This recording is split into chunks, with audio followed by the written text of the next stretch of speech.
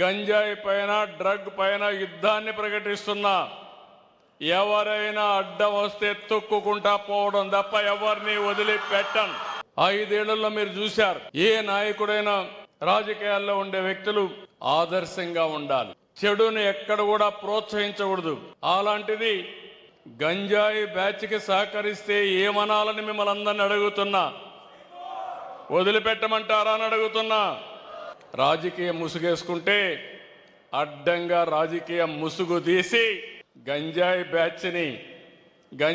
బ్యాచ్కి సహకరించిన వాళ్ళని ఎట్లా ట్రీట్ చేయాలనో ట్రీట్ చేసి ప్రజలకు సేఫ్టీ ఇచ్చే బాధ్యత నాదని మరొకసారి మీ అందరికీ హామీ ఇస్తున్నా.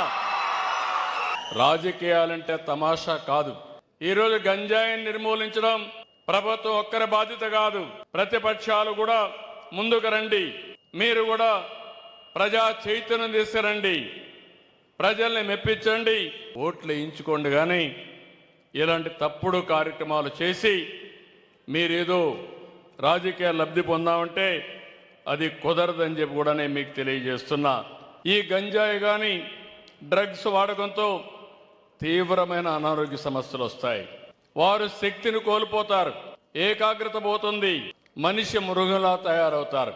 అక్కడి నుంచి బయటపడడం కూడా చాలా కష్టం వాళ్ళందరికీ. వాళ్ళు సమాజానికే పెద్ద సమస్య. పసిబిడ్ల పైన దాడి చేస్తున్నారు.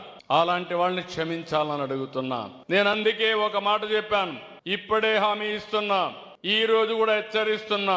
1 సంవత్సరం అందరికీ చెప్పా, ఏజెన్సీ ఏరియాలో క్లియర్గా చెప్పాను, ఎక్కడా గంజాయి పెంచడానికి వీలు లేదు. 10,000 ఎకరాల్లో గంజాయి ఉంటే ప్రత్యామ్నాయ పంటలన్నీ కూడా ఇచ్చి గంజాయిని నిర్మూలించే ప్రయత్నం చేశారు. సెటిలైట్ ద్వారా సమాచారం తెప్పిస్తున్నాం, గూగుల్ ద్వారా సమాచారం తెప్పిస్తున్నాం, డ్రోన్స్ పంపిస్తున్నాం.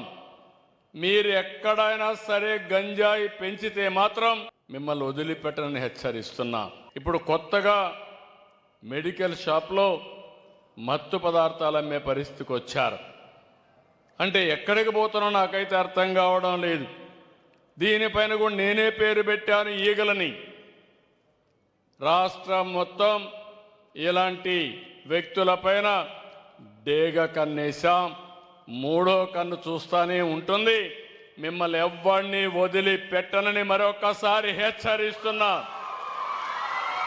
మారితే మారండి, మారకపోతే ఈ రాష్ట్రంలో ఉండడానికే మీకు అర్హత లేదు. ఎవడైనా సరే ఆడబిడ్డల జోలుకొస్తే అదే చివరి రోజు.